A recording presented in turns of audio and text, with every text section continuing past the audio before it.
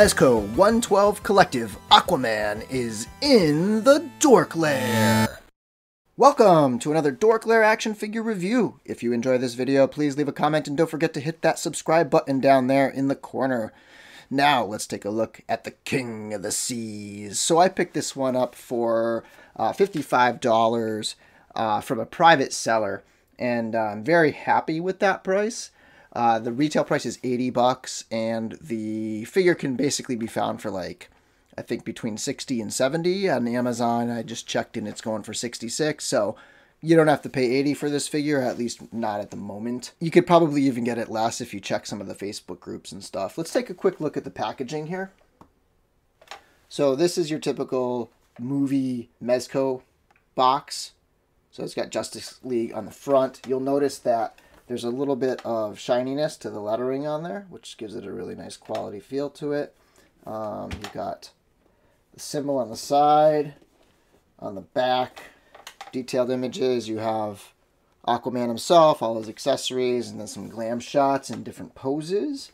And then again, the same thing on this side. And this is one of these slide window boxes with the slide up thing going on there. Slipcase, that's what it's called.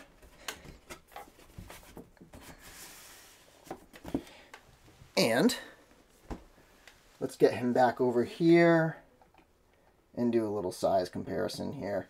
So I have the Batman v Superman Batman, and then I also have another Mezco. This is just a regular Ascending Knight Batman, so you can get a look at the size comparison.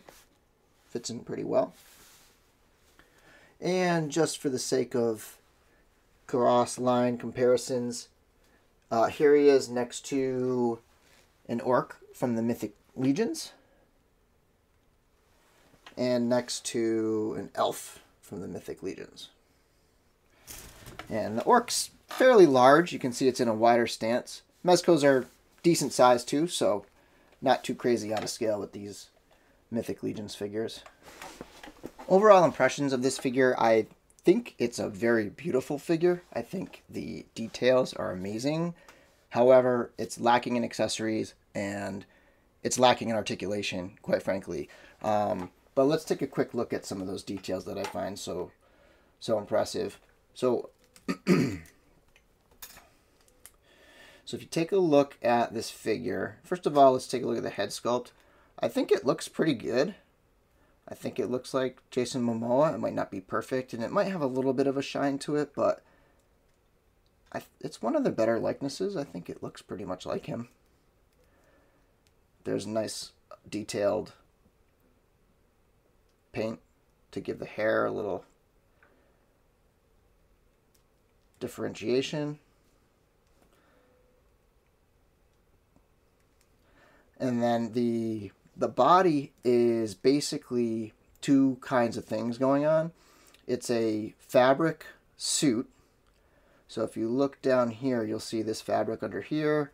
You'll see it under his arms. And then over the top of that fabric suit is armor pieces. So you've got these shoulder pads, these bicep pads, gauntlets, this huge chest piece, which we'll get to in a minute. It's problematic when it comes to the articulation. And then a few leg armor pieces as well. And all of the details and the paintwork on all of the armor and the suit underneath is really impressive. Just as a display piece, this figure is gorgeous. I have seen some people remove this piece here. It's actually, there's a seam here, but I think it's glued.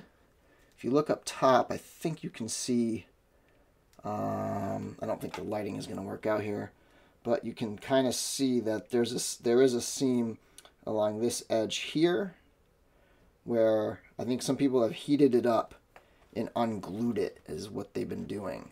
And it looks really cool, actually, and the articulation is impressive. There is really good articulation under there, but the suit itself just completely hinders it. But looks overall, I think this is a beautiful figure. And the accessories that he comes with, 8 hands. He's got these swimming hands, nicely detailed. Then he's got fists, wide open hands. What I have on him right now are the gripping hands for gripping his trident. And then he also comes with the mother box. It's actually got some really nice detail on it. But, you know, it's sort of a whatever accessory. It's not really great for doing anything with. And then this one's pretty awesome, though. This is the spear he comes with. Really metallic looking. Really nice details on that spear. And that's how I'll have him posed on the shelf with the spear. Onto the articulation. This is where it's limited. First of all, the head is pretty limited by the hair. So he can look down that far. And he can look up. Just really can't look up at all because of the hair. There, the stiff hair. The head can go side to side a little bit. There's a little bit of movement in the head and the neck. You can see at the base of the neck if you look closely. But then also at the top of the neck too. The shoulders get really stuck up here. There's really just there's nowhere for them to go. So this is pretty much as high as it can go if you're just gonna, there's nowhere for this to tuck in, or this doesn't flex around. They do have a decent range going up this way, but I would be careful because that fabric underneath, that'll get wrinkled. But it'll go up pretty much that far. The elbows are double jointed, but they only go this far, just past 90 degrees. You might be able to fudge it a little bit if you shift it up and down, but for the most part, that's that. There is a bicep swivel. Get a little motion there, and then the wrist has a ton of articulation. But, you know, you can see that ball joint, so this one might not be pegged in all the way either.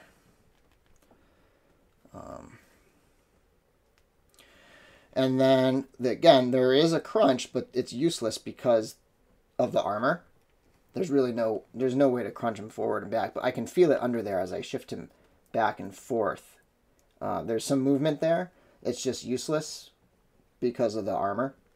The legs can go out pretty far. They can kick forward a decent amount.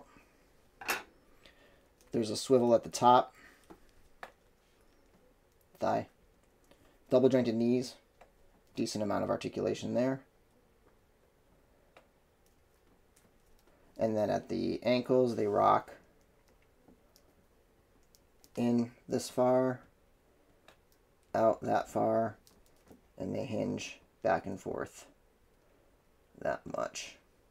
So overall articulation is very limited by all the armor and stuff that he has on, but it kind of makes up for it, in my opinion, in how just awesome this figure looks. I think the overall just appeal to this figure is the suit, and Mezco has really taken it to the next level when it comes to this. When it comes to this, all this material and the way they've done the suit. Oh, I didn't mention the articulation in the shoulders. They do have a little bit of a butterfly joint in there. This one works a little better than the other one, but you get the idea. Overall, for $55, I'd say definitely. Like, that is a good price, and this figure is pretty sweet for $55. For $80, might be a little bit of a tough sell. I don't think the production run was as big as some of the other movie-based figures. So, you know, if you are going to look for a deal on this figure, I would scoop it up pretty quick. One last bit, I guess, is the stand that it comes with.